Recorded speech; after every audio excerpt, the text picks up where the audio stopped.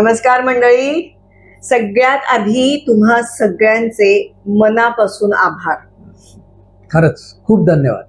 कारण आमच्या पहिल्या भागाला तुम्ही जो रिस्पॉन्स दिलायत आणि जे कौतुक केलंय, कारण नेहमी कौतुकाची थाप जेव्हा मिळते ना कलाकाराला, तेव्हा असा हुरूप येतो आणि त्याच उत्साहाने आम्ही इस्पिकचे इक्के ह्याचा दुसरा भाग घेऊन येतोय. आणि तुम्ही जो रिस्पॉन्स दिला त्यात शिरीष मला बरेच DM सुद्धा आले इंस्टाग्रामवर की पुढचा भाग कधी येतोय, पुढचा भाग कधी येतोय किंवा कोणाचा आहे. त्यामुळे आम्हाला हे कळतंय की तुम्ही खूप उत्सुक आहात. तर त्या निमित्ताने मी हे सांगते की आम्ही महिन्यातून एक भाग हा इस्पिकचे इक्के या आमच्या मिनी सिरीजचा करणार आहोत. करेक्ट. तर आज सुरुवात करूया. तर आज आमचा दुसरा इस्पिकचा इक्का आम्हा दोघांचं लाडकं व्यक्तिमत्व आहे आणि तुमचा आमचा महाराष्ट्राचाच कशाला देशाचा लाडका अभिनेता शिवाजी साटम. आणि यांना नुकताच महाराष्ट्र शासनाने जीवन गौरव हा पुरस्कार दिलेला आहे, त्यांना गौरवण्यात आलेला आहे. त्यामुळे शिवाजी काका असं मी म्हणते, तर शिवाजी काका आमच्या दोघांच्या खूप जवळचे आहेत, फॅमिली फ्रेंड आहेत. म्हणजे माझ्या आयुष्यात शिवाजी काका ह्याच्याशी लग्न केल्यानंतरच आले. गेली 24 वर्ष मी असं म्हणेन. पण शिरीष मला वाटतं लहानपणापासून, याच्या लहानपणापासून शिवाजी काकांच्या सानिध्यात मोठा झाला असं म्हणायला हरकत नाही. परफेक्ट तू शब्द वापरलास. शिवाजी साटम यांचं जर का आपण मैत्री ह्या स्वरूपातच मी त्यांच्याबद्दल बोलू शकतो. कारण जर शिवाजी बद्दल बोलायचं झालं, हा सगळ्यात महत्वाचं, मी सतत ना शिवाजी शिवाजी करीन, तर त्याच्यामध्ये कुठल्याही परिस्थितीमध्ये शिवाजी साटम या व्यक्तीचा कुठल्याही प्रकारचा अनादर किंवा अपमान हा मला करायचा नाहीये. पण खरोखर मी तुम्हाला सांगतो, माझ्या वयाच्या अगदी पहिल्या वर्षापासून ते आजपर्यंत मी शिवाजी बरोबरच मोठा झालो आणि त्याला कधीही आवडलं नाही की मी शिवाजीला त्याला दादा म्हणावं, म्हणून मी शिवाजी म्हणतोय. त्यामुळे हे समजून घ्या, प्लीज समजून घ्या. तर शिवाजी बद्दल सुरुवात करायची तर सगळ्यात महत्वाचं काय माहिती आहे ना, आंबेकर नगर. आंबेकर नगर, जिथे आम्ही राहिलोय इतकी वर्ष आणि जिकडे मी पहिल्या वर्षापासून ते अगदी 60व्या वर्षापर्यंत मी आंबेकर नगरमध्ये राहिलो. आणि अशासाठी आंबेकर नगर की शिवाजी पण आंबेकर नगरमध्येच मोठा झाला. आणि त्या सगळ्या एपिसोडची शिवाजीची जर सुरुवात करायची झाली तर सगळ्यात महत्वाच्या दोन व्यक्ती ज्या मला कायम आठवतील ते म्हणजे शिवाजीची आई आणि शिवाजीचे वडील अण्णा. तर आता कसं होतं, तू विचार कर, हा 65 ते 68 या मधला काळ होता. ज्या वेळेला आम्हाला एक समजायला लागलं म्हणके, ना त्यावेळी टीव्ही होते, ना त्यावेळी सोशल मीडिया होता, काही म्हणजे काही नाही. चुकून कधीतरी बिनाका गीत मला लागलं बाजूच्या घरामध्ये, तर ते चुकून ऐकू यायचं. आणि आई बाबांना हाऊस असल्यामुळे ते बरेच वेळा गाणी ऐकायचे, म्हणून आम्हाला लता मंगेशकर, मुकेश, मोहम्मद रफी अशी नावं माहिती होती. मूळ मुद्दा असा आहे की आमचे जे थोडेसे सिनियर होते ते आम्हाला सांगायचे, कॉलनीतले का, ते आम्हाला असं सांगायचं, तुला माहितीये का शिवाजी त्याची जी आई आहे ना सेम लता मंगेशकरांसारखी दिसते. आता ना हे ना आमच्या डोक्यामध्ये इतकं बिंबलं होतं, कारण दुसरा आम्हाला काही सोर्स नव्हता की लता मंगेशकर कशा दिसतात काय वगैरे, हे सगळं सोर्स अजिबातच नव्हता. मग कोणीतरी हळूच जाऊन सांगत, अरे खरं तर ना त्यांच्या मोठ्या बहीणच आहे, पण ते आपल्याला त्या सांगत नाहीत वगैरे, असं ते सगळं. आणि शिवाजीची आई खूप गोड होती, खूप म्हणजे खूपच गोड होती. तर नंतर ज्यावेळी आम्ही मोठे झालो त्यावेळी खरंच आम्हाला असं वाटायचं की लांबून शिवाजीची आई खरोखरच लताबाईंसारखी दिसते. आता आपण कट टू येऊया अण्णांवरती. अण्णा म्हणजे ना टेरिफिक व्यक्तिमत्व. म्हणजे त्यांचा जर कोणी आवाज ऐकला तर कॉलनीत जो कोण असेल ना तो पहिले पळायचा. तर त्यांच्याबद्दल एक ना असा आदर होता, नो डाऊट, पण आदरयुक्त दरारा. परफेक्ट.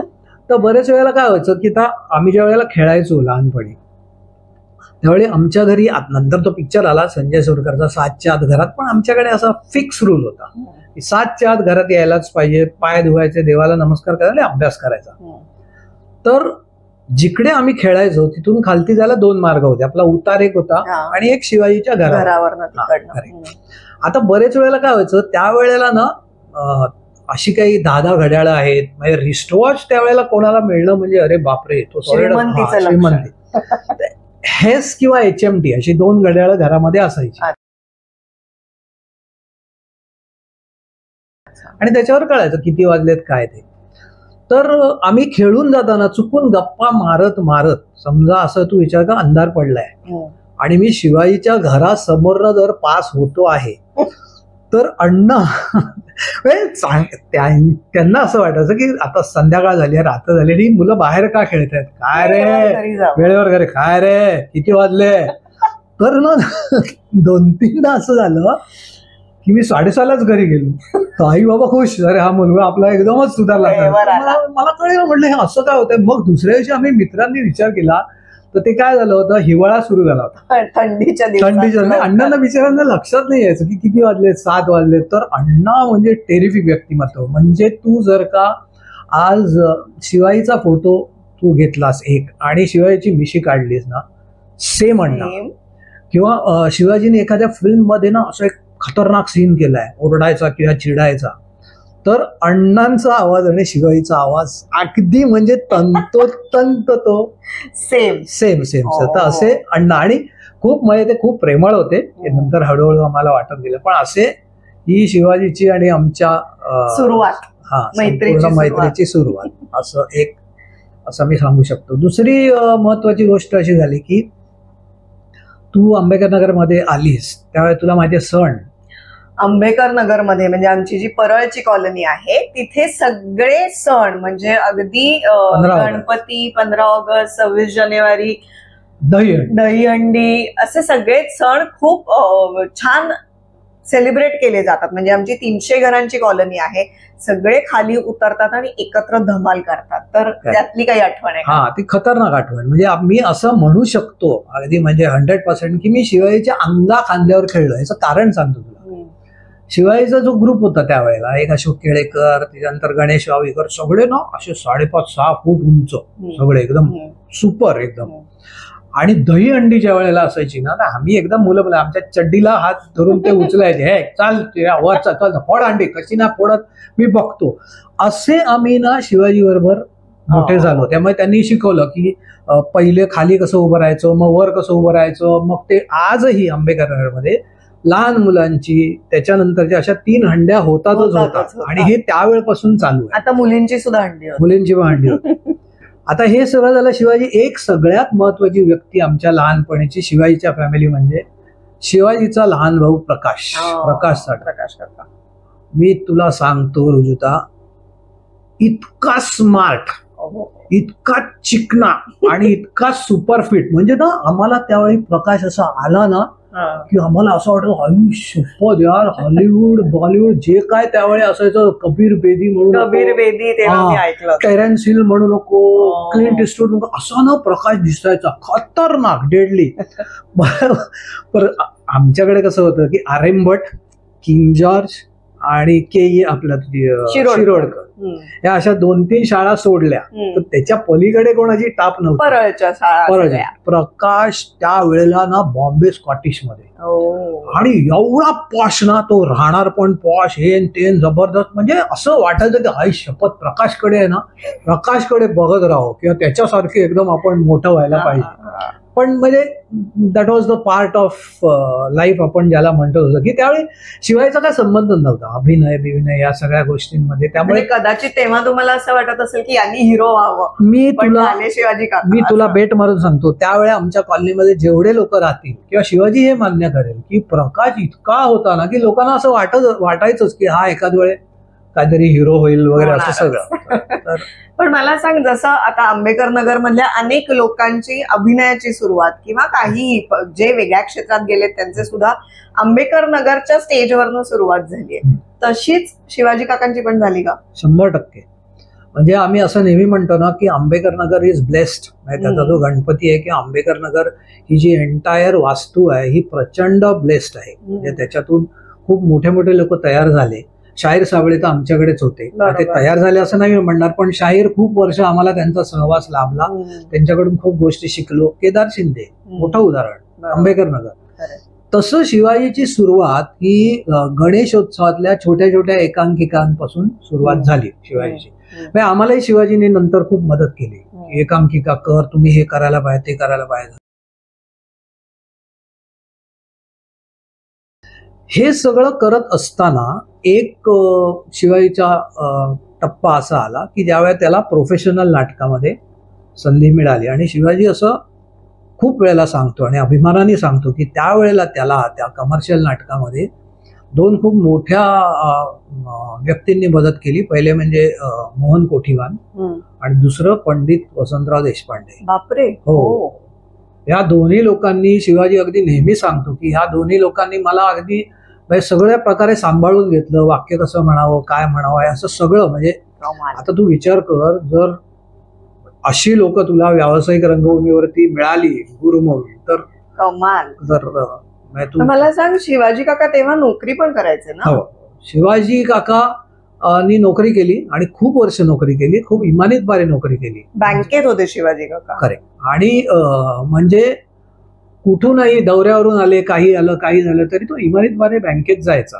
आणि शिवाजी बायको अरुणा ती पण बँकेत होती, छत्रपती अवॉर्ड विनर, ती कबड्डी प्लेअर होत्या, तीही बँकेत आणि शिवाजी पण बँकेत. पण शिवाजी खूप पहिल्यापासून मी एक बघितलं, शिवाजी खूप सिस्टमॅटिक आहे किंवा होता. त्याने अशी कुठे फटवेगिरी किंवा अशी पळपुटेगिरी वगैरे केली नाही. जे केलं ते एकदम त्याने. पण त्या नोकरीच्या दरम्यान तुमचे काही किस्से आहेत का? कारण तूही बँकेत होतास, अर्थात वेगवेगळ्या बँकेत होते, पण तेव्हाचे काही किस्से आहेत? हा, म्हणजे शिवाजी ज्या वेळेला लकीली वरळी ब्रांचला होता तेव्हा मी वरळी ब्रांचला होतो. त्याच्यानंतर तो फोर्ट ब्रांचला गेला तेव्हा मी कुलाबा ब्रांचला गेलो. तर किती उशीर झाला आहे ह्याच्यावरती आम्ही कसं जायचं हे ठरवायचो. तर परळपासून म्हणजे आमच्या कॉलनीपासून परळपर्यंत टॅक्सीने जायचो आणि तिथून बस पकडून शिवाजी फोर्टला उतरायचा, मी कुलाब्याला उतरायचो. त्याच्या आधी 100 100 ऍक्च्युली मी लहानपणी बघायचे 100 आणि केवढी फेमस झाली होती. मी अजूनही त्यातले काही गोष्टी अशा आठवतात, कारण तेव्हा काय डेली सोप्स नव्हते, वीकलीच असायचं मला वाटतं. मला एक सांग, किंवा तुम्हालाही मी विचारेन, किती एपिसोड झाले? 100चे 2 चान्स. दूरदर्शन 2 चान्स. दूरदर्शनवर तेव्हा डेली सोप्स नव्हत्या ना. हा कुठला काळ आहे? तसं नाही, पण तरी म्हणजे माझं म्हणणं आठवड्यातून एकदाच. 100 एकदाच. मग मे बी 200. अजून एक चान्स. कमी आहे की जास्ती आहे? बरं, म्हणजे मे बी 150 ते 200च्या मध्ये 31. 31. आता तुम्ही विचार करा, 31 एपिसोडची जी त्यावेळेला क्रेज होती, आठवड्यातून एकदा ते करत असताना, ती आम्ही ना रोज त्या बसमध्ये बघितली. हा, म्हणजे बरं, तेव्हा एक लकीली चांगला गावचा लोक सह्या घ्यायचे किंवा बोलायचे. सेल्फी वगैरे तोपर्यंत मोबाईलच नव्हतं, ते आलं नव्हतं. तर ना शिवाजी इतका साधा होता की त्या लोकांना ना शिवाजी हा त्यावेळेला त्याची सॉलिडच झाली होती, त्याची पब्लिसिटी वगैरे सगळं. तर त्यांना असं वाटत होतं, अरे बापरे, शिवाजीसाठी बसने चालले आहेत, तिकीट काढतायत बस कंडक्टर. तर शिवाजी काही लोक विचारायचे, काय हो तुम्ही गाडी नाही घेतली? तर शिवाजी पण विचारत आहे ना, सांगायचं नाही हो, पैसे आले ना की मी घेतले.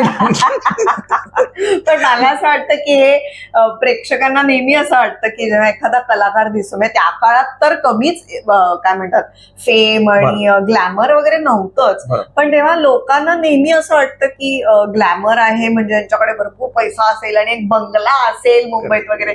तर तसं तेव्हा तर परिस्थिती नव्हती आणि आजही अशी परिस्थिती नाहीये. आणि जर लेट झाला असेल आणि जर वेळेवर पोहोचायचं असेल नोकरीवर जायला, तर मी आणि शिवाजी बाईकने जायचो माझ्या. आणि मी त्याही वेळी हेल्मेट घालायचो. तर एक किस्सा खतरनाक आहे. शिवाजीनी ना कधीही मला सिग्नल तोड, सिग्नल जम्प कर वगैरे असं कधीही त्यांनी मला सांगितलं नाही. एकदा असा प्रॉब्लेम झाला होता की शिवाजीला ना सॉलिड झाला होता उशीर आणि त्याला बँकेत जाऊन शूटिंगला जायचं होतं. तर शिर्या जल्दी जाते यार, थोडा हरकत नाही. मी पण म्हटलं तरी आपण सेफ जाऊया, म्हटलं झंझट नको. आणि मी गाडी सिग्नलला लावली, कारण लाल सिग्नल लागला. आपला तोड रे तोड. अरे बोललो नको शिवा, नाही आज बहुत लेट हो गया शिर्या. असे दोघं एकमेकांची हिंदीत बोलतात आजही का मला माहित नाही. तर मी ना सिग्नल तोडला आणि नशीब असं की बरोबर समोरनं हवालदार पुढे आला आणि नॅचरल ना, तो बरोबरच आहे, त्याची काही चूक नाही. हो लायसन्स काढा. तर मी आपलं जरा हेल्मेट म्हणून सांगायचा प्रयत्न करतो की जरा सरांना ना उशीर होतो. मला काय सांगताय, तुम्ही लवकर निघायचं ना, सरांना उशीर होतो, मला काय सांगताय. असे ना 3-4 वाक्य झाले. शिवाजी बिचारा डेस्परेट झाला कारण त्याला जामच उशीर होत होता. तर शिवाजीना त्यावेळी पांढरा रुमाल बांधायचा किंवा असा एक रुमाल बांधायचा म्हणजे नाकामध्ये पोल्युशन वारं जाऊ नये आणि ह्या सगळ्या. तर शिवाजीनी तो खाली काढल्यानंतर ना हवालदाराचा डबल लुक झाला. माझ्याकडून तो त्याच्याकडेच गेला. पर 2 सेकंद तो आधी काय बोलले ना, तो त्याच्याकडे असा बघत राहिला आणि ना, अरे नमस्कार साहेब, कुठे हल्ली तुम्ही, कुठे आहात, कुठे तुमची ट्रान्सफर झाली की काय, SB2 की क्राईम. अच्छा, म्हणजे त्याला वाटलं खरंच हा पोलीस. त्याला असं वाटत की हा खरंच पोलीस मध्ये आहे. शिवाजी विचारत तेवढा, हो हो नाही हो, मी बँकेत आहे हो, मला उशीर झाला, मला जाऊ दे. अरे बाप रे शिवाजी म्हणजे. पण त्यावेळी शिवाजी असं काही माज नाही दाखवत की हे काय मला ओळखत नाही तू, असं नाही. तू अहो मला बँकेत जायचं हो, मला उशीर. सोडलं त्यांनी. हा सोडलं. मला हो काय प्रॉब्लेम नाही, तुम्हाला कधी उशीर जातो मला सांगा, मी हाच तिकडे. बापरे बापरे बापरे बापरे. पण मग हे 100 नंतर CID कसं सुरू झालं, म्हणजे कधी सुरू? मला असं पर्सनली वाटतं की शिवाजीच्याच मुळे मी 100चे 3 एपिसोड. अच्छा, तू पण अभिनय केला? मी केला त्याच्यामध्ये. म्हणजे शिवाजीमुळे की त्यांनी BP सिंग यांना सांगितलं की हा चांगला काम करतो आमच्याकडे कॉलनीमध्ये, तर तुम्ही त्याला. तर BP सिंग यांनी सुद्धा मला 3 याच्यामध्ये रोल. तर तेव्हा तिकडे जे सगळं मी ऍटमॉस्फिअर बघत होतो त्याच वेळी मला साधारण अशी कल्पना होती की कारण BP सिंग हे स्वतः एक मोठे त्याही वेळेला नावाजलेले डिरेक्टर होते आणि शिवाजी, बाप्पा शिर्के, अजय फणसेकर ही टॉप फॉर्म मध्ये टीम होती. त्यामुळे फक्त time was the only thing की ज्याच्यामध्ये मला माहिती होतं की हे डेफिनेटली हिंदीमध्ये हे जाणार आणि ते हिंदीमध्ये गेलं. आता ना मला शिवाजीचं एक खूप मोठं कौतुक वाटतं की तुम्ही सुद्धा ना शिवाजीचे जुने फोटो काढून बघा, 100 बघा किंवा कुठलाही त्याचा फोटो काढून बघा आणि शिवाजी सायटम ह्या CID मधला लीड करणारा तुम्ही करून बघा. ओके, याचे दोन्हीची कंपॅरिझन करून बघा. ही जी ग्रॅज्युअल डेव्हलपमेंट आहे ना शिवाजीची पर्सनॅलिटीची आणि हिंदी इतकी टेरिफिक आहे की तुम्ही विचार करा, एका साध्या घरात वाढलेला माणूस की ज्याचा फिल्म इंडस्ट्रीशी काही संबंध नाही, तो इतका ट्रान्सफॉर्म त्यांनी स्वतःला केलं.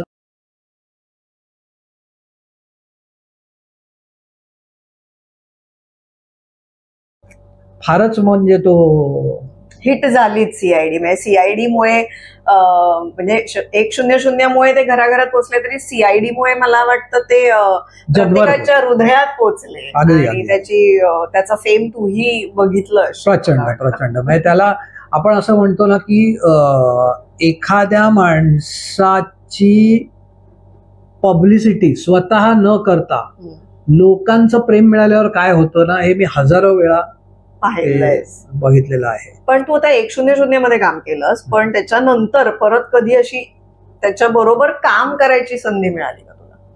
हा, येस. एक इन्सिडन्स खूप म्हणजे माझ्या तो आयुष्यभर लक्षात राहील. मी बऱ्याचशा ऍड फिल्म्स आणि डॉक्युमेंटरीजला एक्झिक्युटिव्ह प्रोड्युसर म्हणून काम केलं. तर आम्ही कॅन्सर सोसायटी ऑफ इंडियाची एक फिल्म आम्ही करत होतो. तर ती आम्ही सासवडच्या पुढे एक चांबळी नावाचं गाव आहे, त्या गावामध्ये करत होतो. त्यामुळे शिवाजी साटम, सुहास जोशी, चारुशीला साबळे, स्वरूप खोपकर, प्रमोद वगैरे अशी सगळी फुल गँग होती. अनफॉर्च्युनेटली झालं असं की आमचं 6 दिवसाचं शेड्यूल होतं आणि 4थ्या दिवशी संध्याकाळी, त्यावेळी मोबाईल नव्हते, 4थ्या दिवशी संध्याकाळी मीच फोन रिसिव्ह केला हॉटेलमध्ये आणि शिवाजीच्या घरून तो फोन होता की अण्णा सिरियस आहे. तर मी शिवाजीला जाऊन सांगितलं की म्हटलं शिवा असं आहे की अण्णा सिरियस आहेत म्हणून. तर आमचे डिरेक्टर होते आनंद आडिवरेकर म्हणून, ते आमची तिघांचीच मीटिंग झाली. तर शिवाजी मला, हे बघ अण्णा सिरियस आहेत मला मान्य आहे, मी फक्त एवढी रिक्वेस्ट करीन की माझं काम जर तुम्हाला उद्या लवकर माझं काम आधी संपवता आलं, शॉर्ट डिव्हिजन तुम्ही जर तशी करू शकलात आणि कोणाचंही बाकी तुमचं काही अडत नसेल तर मला बरं वाटेल, कारण अण्णा सिरियस आहेत. आनंदनी पण ते ऐकलं आणि आनंदनी शॉर्ट डिव्हिजन चेंज केली आणि आम्ही सगळे फक्त शिवाजी. बरं, हे जे सगळं आहे हे मी आनंद आडिवरेकर आणि शिवाजी सोडून कोणालाही माहित नव्हतं. युनिटमध्ये कोणालाही नाही सांग. म्हणजे शिवाजीनी कुठेही असं दाखवलं नाही की अरे क्या कितना टाइम हो गया, चलो यार मेरे को जाने का यार, अण्णा सिरियस आहे, तुम लोग को समजता नाही, हे कळू पण दिलं नाही शिवाजीने. आणि देव कसा असतो बघ, शिवाजी हे सगळं पॅकअप करून निघाला. तो आंबेडकर नगरला पोचला, तो अण्णांना भेटला संपूर्ण रात्र, आणि दुसरा अख्खा दिवस अण्णा होते, आणि देन अण्णा पास्ट अवे. पण हा एक मी मोठा धडा शिकलो की भांडवलशाही न करता तुम्ही कसं काम करू शकता उत्तम, हे नाव असताना हे एक. आणि दुसरी मी फिल्म केली महेश मांजरेकर, हा माझा 1978 पासून, म्हणजे महेश डिरेक्टर किंवा ऍक्टर नव्हता तेव्हापासून महेश माझा चांगला मित्र आहे. तर महेश एक फिल्म करत होता, तर मी महेशला म्हटलं की तू ही सिनेमास्कोप फिल्म करतोयस, तर मी सिनेमास्कोप फिल्म नाही केली तर मला तुला असिस्ट करायला आवडेल. निदान बॉलिवूड मधली फिल्म होती निदान. करेक्ट, म्हणजे वास्तवच्या आधीची महेशची फिल्म. आणि नशीब माझं असं की त्याच्यामध्ये रीमा शिवाजी, सुनील बर्वे हिरो, निशा बेनसुरे आणि संजय दत्त प्लेड आहे संजय दत्त, आणि मग मकरा अनासपुरे होते वगैरे सगळे होते. फार गोड फिल्म आहे निदान ही फिल्म. मला आणि आमचा किस्सा, सॉरी त्या निमित्ताने आमचा किस्सा मला आठवतोय की तेव्हा आम्ही जस्ट भेटलो होतो एकमेकांना, 2000 सालचं निदान. तेव्हा तू मला तुझं काम म्हणून निदान दाखवायला घेऊन गेला होतास. फिल्म तुला आठवत नाही, सो फिल्म दाखवायला घेऊन गेला होता तो. तोपर्यंत आम्ही प्रेमात पडलो होतो एकमेकांच्या. आणि मला पण असं बॉलिवूडची फिल्म, मी स्ट्रगलर ना तेव्हा, बॉलिवूडची फिल्म निदान आणि महेश मांजरेकर दिग्दर्शक, आणि हा त्यांना तू असोसिएट होता, चीफ असिस्टंट डिरेक्शन डिपार्टमेंट मध्ये होता. आणि चित्रा थिएटर मध्ये आपण गेलो, फर्स्ट डे फर्स्ट शो बघितला. सो निदानचा तर ना शिवाजी आणि रीमा यांना ह्या डिस्टन्स वरून काम करताना बघणं, एक तर रीमा म्हणजे माझी खूप आवडती ऍक्ट्रेस, प्रचंड म्हणजे प्रचंड, आणि शिवाजी म्हणजे ना ब्लेसिंग इन डिस्गाईज. एक ना मी तुम्हाला सगळ्यांना सांगेन, ती फिल्म होती एका एड्स इन्फेक्टेड मुलीवरती, आणि आई वडील असतात रीमा आणि शिवाजी. तर त्याच्यामध्ये एक प्रसंग असा आहे की आई वडिलांना कळतं की आता nothing can happen, she is going to die. आणि ते त्यांची एक सवय असते की तिला झोपवताना ते लोरी म्हणायचे, तर ती हॅपी लोरी पण होती आणि ती सॅड लोरी पण होती. फार गोड लोरी आहे ती. तर आजारे चंदा रथ पे सवार, ले चल मुझको निदिया के पार, अशी ती लोरी आहे. ती तुम्ही आहे ना, त्याचं जे सिरियस व्हर्जन किंवा सॅड व्हर्जन आहे तुम्ही नक्की बघा. आणि त्याच्यामध्ये शिवाजी आणि रीमानी जे काही केलेलं आहे ना, ते म्हणजे आउट ऑफ द वर्ल्ड. पण ते गाणं आहे अवेलेबल, आहे युट्यूब वरती ते गाणं आहे, तुम्ही जाऊन नक्की बघा. आणि निदान करत असताना जरी तू म्हणतोस असं की सकाळी जाणं नाही, रात्री, म्हणजे ते समजा काम आणि हे वेगळं ठेवलं तुम्ही, तरी सुद्धा कधी कधी असं होतं बघ की शूट संपल्यावर मित्र आहोत आपण, तर आपण पार्टी करायला जातो, रात्री आउटिंग्स करतो, किंवा असे काही किस्से आहेत का? त्याच्या मी तुला खरं सांगतो, मला इतरांचं माहित नाही, पण शिवाजी साटम ही अशी व्यक्ती आहे. डायरेक्टर पॅकअप म्हणाला, शिवाजी साटम सरळ घरी. अच्छा. मी शिवाजीला, हे बघ आता कसं आहे की निदानची लॉन्च आहे पार्टी, आणि महेश एकदम घरातला माणूस आहे म्हणून, किंवा एखाद्या ठिकाणी एक अर्धा पाऊण तास, पण असं मी कधीही त्याला बघितलेलं नाही की समजा आम्ही 30 दिवस शूटिंग केलं निदानचं किंवा त्याच्या आधी, तर मी कधीही शिवाजीला बघितलं नाही की महेश पॅकअप मारला आणि शिवाजी कुठेतरी आज इकडे ह्या क्लबमध्ये जा, तिकडे काही नाही. शिवाजी घरी जायचा, मस्तपैकी जाऊन आंघोळ करायचा, अरुणाने छान जेवण केलेलं असेल, जेवायचं, झोपायचं. हे सोड, ध्यानीमनी ज्या वेळेला शिवाजी करायचा त्यावेळेला तू आता नाटकातनं कामं करतेस. पुण्याचा प्रयोग नॉर्मली 9:30चा असतो, तो सारण चालू होतो एक 9:45-10ला, आणि तो त्यावेळी संपायला समजा एक 12-12:30 वाजले की मग ते आपले बिचारे सेटिंगवाले सगळं सेट काढणार, लाईट काढणार, तो भरणार सेट, मग ते जेवणार. निघायला अजून पुढे तास दीड तास लागतो, 1.5-2 जास्त किंवा 1.5 म्हणू आपण. आणि त्यावेळेला असं होतं की 5:30-6ला जर का बस मुंबईमध्ये पोहोचली तर सगळ्यांना घरी जायला सकाळची पहिली ट्रेन मिळायची, हा तो अंदाज होता. शिवाजी काय करायचा माहिती की नाही, शिवाजीचा जो कोण तो मॅनेजर असेल त्याला सांगितलेलं असायचं की बाबा मला जी शेवटची एशियाड आहे, रात्री 11:45-12ला शेवटची एशियाड असायची, त्याचं तू माझं तिकीट काढ आणि माझ्यासाठी एक रिक्षा बाहेर उभी कर. संपल्या क्षणी रिक्षात बसणार, तो तिथे जाणार, 3.5-4 तासात घरी जाणार, झोपणार, दुसऱ्या दिवशी बँकेत जाणार. तो म्हणतो की प्रॉब्लेम काय माहिती, हे 4 तास पण मी घरी जातो, मी घरी जाऊन झोपतो, he is a complete family man. म्हणजे चान्सच नाही. म्हणजे मी कधीच हे म्हणजे हे त्याकडनं खरंच शिकण्यासारखं आहे की तुम्ही एवढे बिझी असता तुमच्या शेड्यूलमध्ये, 12 तास काम केल्यानंतर तुम्ही घरी जाणं किंवा घरच्यांना भेटणं किती महत्वाचं आहे हे त्यावेळेला मी शिवाजीकडून शिकलो. कमाल. आणि सीआयडीच्या दरम्यानचे काही किस्से किंवा त्यांनी एवढे कष्ट घेतले तर त्यातलं काही तू बघितलंय जवळून किंवा असं काही? नाही, आता कसं होतं माहिती आहे ना, मी त्याच्याकडनं अजून एक सगळ्यात मोठी गोष्ट शिकलो ती म्हणजे पेशन्स. की आता तू जसं म्हणतेस तसं की सीआयडीच्या वेळेला ना तो नेहमी मला तो एक किस्सा सांगायचा. तो मला की शिर्या क्या होता है ना कि राइटर एक चीज लिखता है, हाँ, उसको चैनल अप्रूव करता है और हम लोग का क्या है कि हम लोग को जाके वो करना है. चैनल ने अप्रूव किया, राइटर ने लिखा है, तो बात करना ही है. आता तू विचार कर, तो सांगत होता एक केस अशी लिहून आली, एक तर मुंबई म्हणजे थंडी बिंडी ह्याचा काही संबंधच नसतो कधीच. एप्रिल आणि मेच्या महिन्यामध्ये एक केस अशी लिहून आली आणि तू विचार शिवाजीच्या अंगावर तो कोट किंवा ते असं सगळं ते अटायर तर कम्प्लीट म्हणजे मरणाचा उकाडा. सकाळी 7 वाजता तो मडला पोचायचा, तिथून मचव्यात बसायचा. मचवा म्हणजे काय तर स्लाइटली मोठी होडी ज्याच्यामधनं हे फिशरमन मच्छी पकडायला जातात. म्हणजे 5 किंवा 7 फिशरमन त्यातनं जातात. सकाळी 7ला जो जायचा ना तो संध्याकाळी 7:30ला परत यायचा. दिवसभर तो त्या मचव्यामध्ये 6 दिवस त्यांनी शूटिंग केलं. म्हणजे व्हॅनिटी नाही, काही नाही. याचं कारण मला ऍक्च्युली सांगायला आवडेल की एरवी आम्ही शूट करतो तेव्हा मे बी बंगल्यात करतो, एक्सटिरियर करतो, कधी व्हॅनिटी असते, कधी मेकअप रूम असते. पण सीआयडी सारखे जे जॉनर आहे त्यांना रिअल लोकेशनवर जाऊन शूट करावं लागतं. अगदी बरोबर. मॅक्सिमम. त्यामुळे मला वाटतं ऍक्टर्सना सुद्धा, म्हणजे तुम्ही स्टार असा नाही तर काही असा, हे तू सांगतोय म्हणजे तू सिरियसली तुला सांगतो की जवळजवळ एखाद्याची सालडी फाटली असती एवढ्या उन्हामध्ये त्यांनी काम केलं. किंवा तो नेहमी म्हणतो ना की कैसा होता है कि लोग लगता है मैं गया आज इधर घूम के आया, उधर घूम के आया, इंटरनॅशनल गया. पण तो म्हणतो की प्रोड्युसर्स पॉइंट ऑफ व्ह्यू काय असतो की तुम्ही आज जाता, उद्या सकाळी शूटिंग करता, परवा करता, तेव्हा करता, रात्रीच्या फ्लाईटने तुम्ही परत येता. त्यामुळे तो ते देश बघितलाय बघा. आणि आम्ही अशी एक्सपेक्ट पण करत नाही बिकॉज प्रोड्युसर त्यांचा पैसा लागलेला असतो त्यामुळे. पण तो म्हणतो हे सगळं करायला लागतं तुम्हाला, देर इज नो अल्टरनेटिव्ह. तू विचार कर, 19 वर्ष ती सिरियल चालली आहे. आई गो. आणि कन्सिस्टंटली ते सगळे लोक, म्हणजे शिवाजी काका आणि त्यांची अख्खी टीम, म्हणजे काय त्याला काय म्हणजे अर्थच नाही. आणि अक्षरशः तू विचार कर, जसं उन्हाचं आहे तसं कुत्र्यासारख्या पावसामध्ये त्यांनी शूटिंग केलंय. म्हणजे ते चेना क्रीक वगैरेला तो सांगायचा ना एवढ्या चिखलामध्ये. बरं, बीपी सिंग असे होते किंवा आहेत अजूनही ते की त्यांना ना सगळं रिअलच लागायचं.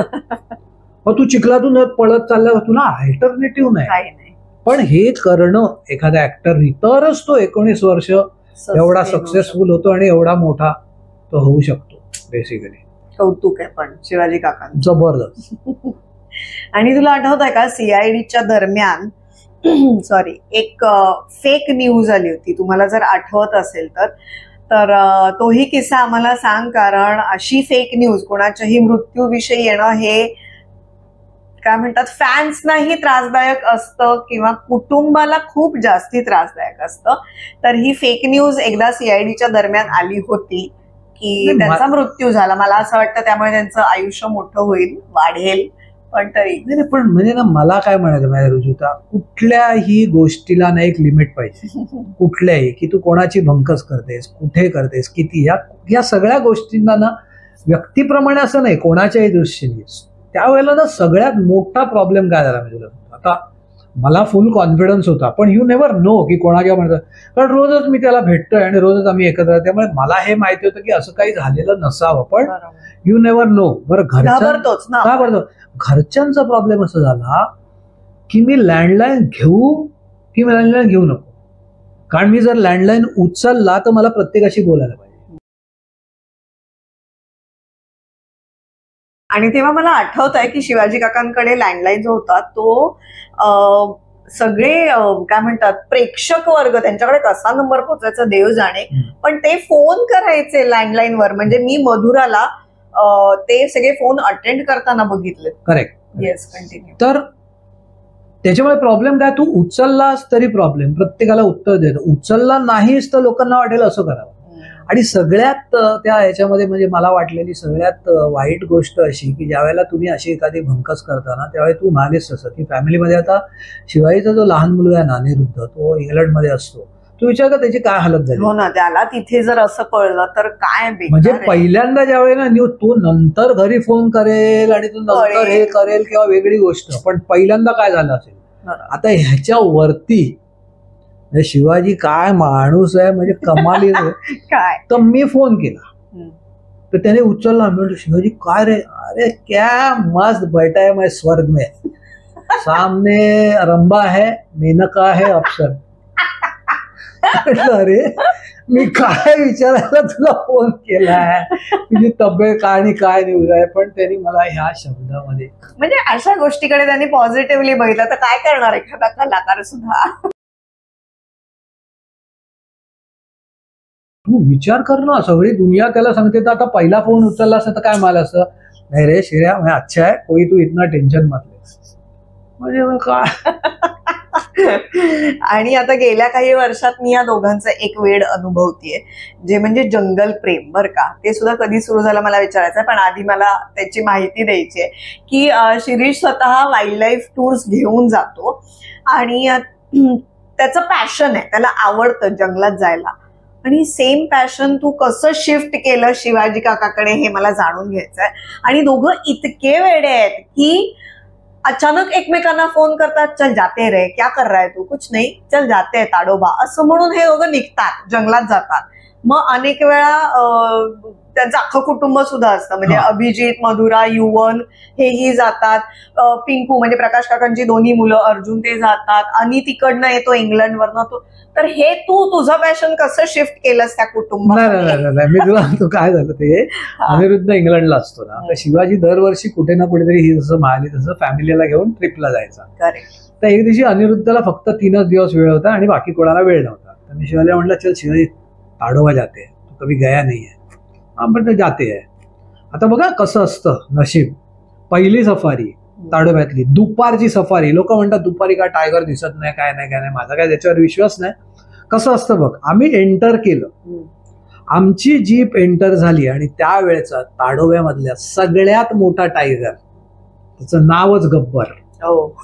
तो गब्बर ना असा भडकून, त्याचं नाक बीक सगळं फाटलं, तसा भडकून ना आमच्या समोरनं चालत चालत चालत चालत चालत चालत चालत गेला.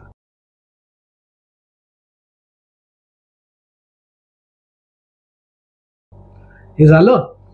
आता आमचे ड्रायव्हर आणि गाईड ना ते जाम खुश. म्हणलं काय रे एवढा काय खुश, सर गब्बर दिसला, खूप दिवसात दिसला नव्हता. आणि मग तो दुसरा म्हणाला गाईड, सर पण का दिसला माहिती आहे का तुम्हाला. म्हटलं का दिसला, अरे हे गब्बर आलेत ना सीआयडी मधले, ते फॅन असतील, गब्बरला बघायला गब्बर आला म्हणून. बापरे. तर तिथून ती सुरुवात झाली त्याची. आणि मला एक परत मी तुला सांगतो ना की आता काय, तू एक ऍक्ट्रेस आहे, समजा तुझ्या प्रोफेशन मध्ये तुला पेशन्स आहे की हा शॉट होत नाही वगैरे, त्याला ना शिवाजीला भरपूर ठिकाणी पेशन्स आहे. म्हणजे तू इमॅजिन कर, मी अनिरुद्ध आणि प्रकाश अर्जुन, एक दिवशी अनिरुद्ध म्हणाला, शिरीष आपण ना बंडीपूर कबिनी जाते साऊथ में. तो म्हणला हा जाऊया, किती सफारी होतो. म्हणला 16. म्हणलं किती सफारी करूया. 16. तो म्हणला 16. ज्यांना माहित आहे त्यांना मी सांगते की सफारीज ह्या दिवसातून 2दा असतात आणि खरं तर टायरिंग असतात त्या. तर एका सलग तुम्ही 16. तुम्ही म्हटलं अरे पप्पा येणार आहे. ते म्हणले हा ते येणार आहेत. तू बिलीव्ह नाही करणार, पहिल्या 8 सफारी बंडीपूर, लागून 8 सफारी कबिनी. टायगरचं शेपूट पण नाही दिसलं नाही 16 सफारीमध्ये. पण शिवाजीचा चेहरा असा होता की काय घडलेलंच नाही. नाही दिसलं. चलतंय रे, जंगल में घूमने को मिलते ना वही बस आहे.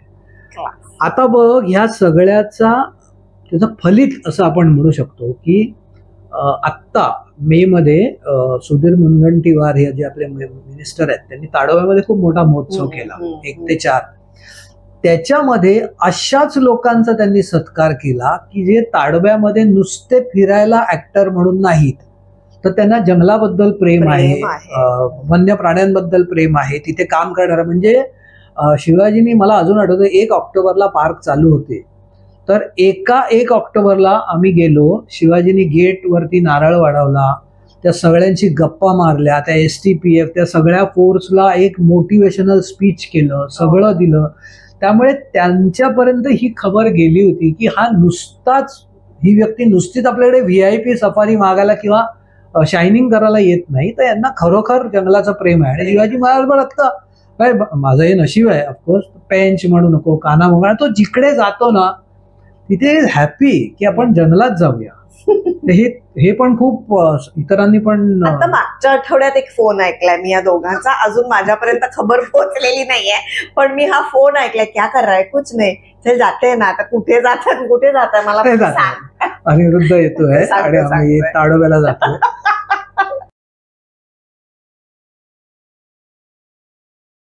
आणि मला आता सांग की मी तरी स्वतः शिवाजी काकांना कधी चिडलेलं असं बघितलेलं नाहीये.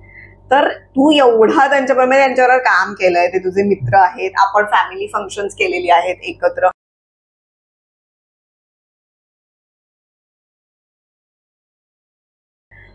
मी त्यांना चिडलेलं बघितलं नाही.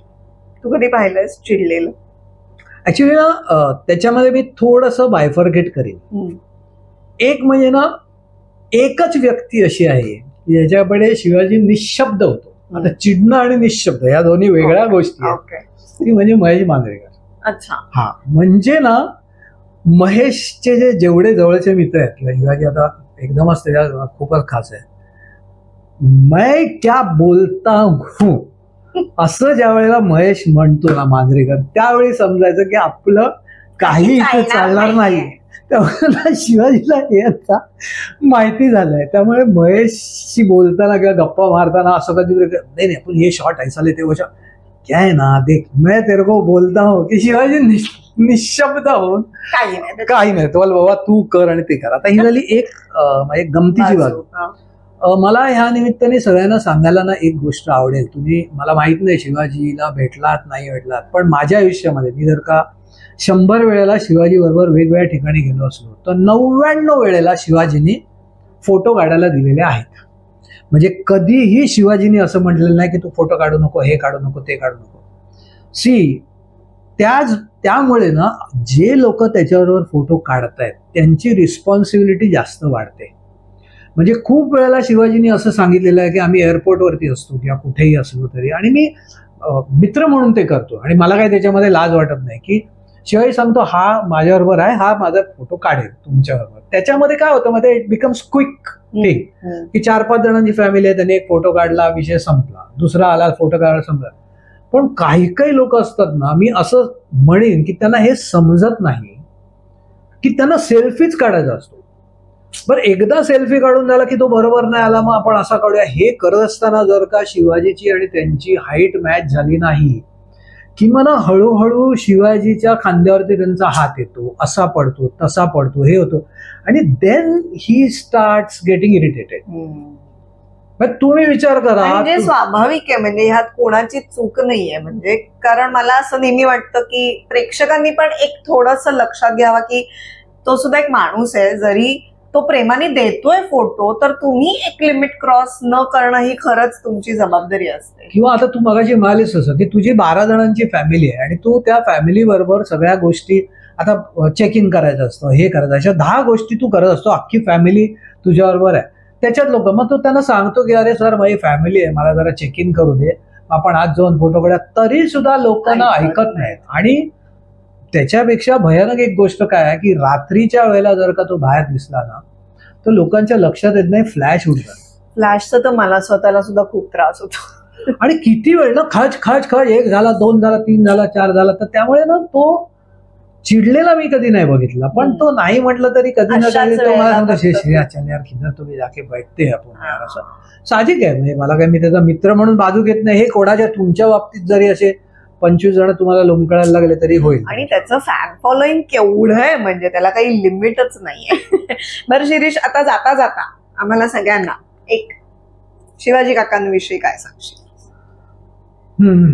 आता थोडंसं मी याला वेगळं ब्लेंड करतो. मी असं म्हणतो की नियती ही गोष्ट आहे, ओके, की तुमच्या आजूबाजूला ती फिरत असते, तुम्हाला ती कळली पाहिजे, की तुमच्या आजूबाजूला किंवा ती शोधता आली पाहिजे, असं माझं म्हणणं आहे. की आता तू विचार कर, मी सुरुवात केली या एपिसोडची लता मंगेशकर, शिवाजीची आई लता मंगेशकरांची दिसतात, बरोबर. हे सर्कल कुठे पूर्ण झालं बघ. लता मंगेशकरांनी शिवाजीला नुसतं दीनानाथ मंगेशकर अवॉर्ड दिलं नाही, तर शिवाजीवरती त्या इतकं प्रेम करायच्या की शिवाजीच्या अख्ख्या टीमला, सीआयडीच्या किंवा मधुरा, युवन, अभिजित यांना घरी बोलवून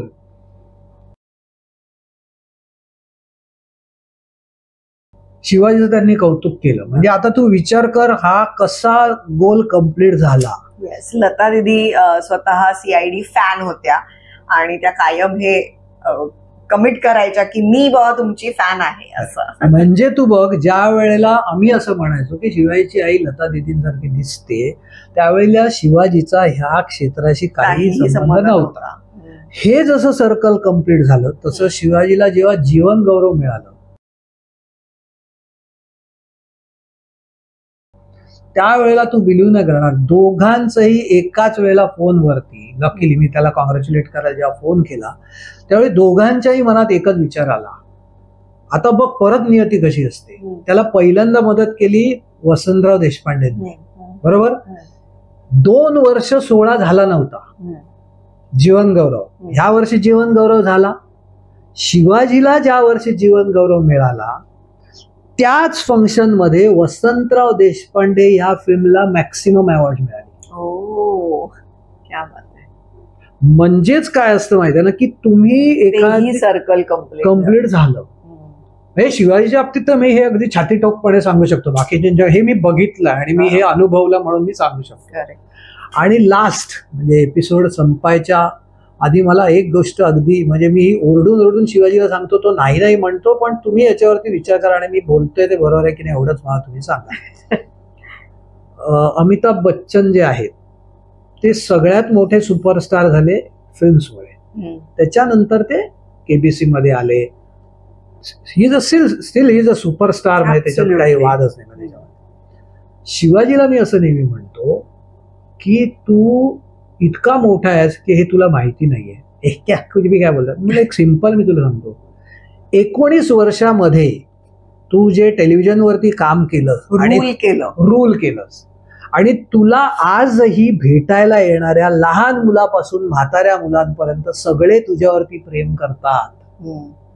मला असं वाटतं की शिवाजी तू टेलिव्हिजनचा अमिताभ बच्चन आहेस. क्या बात है.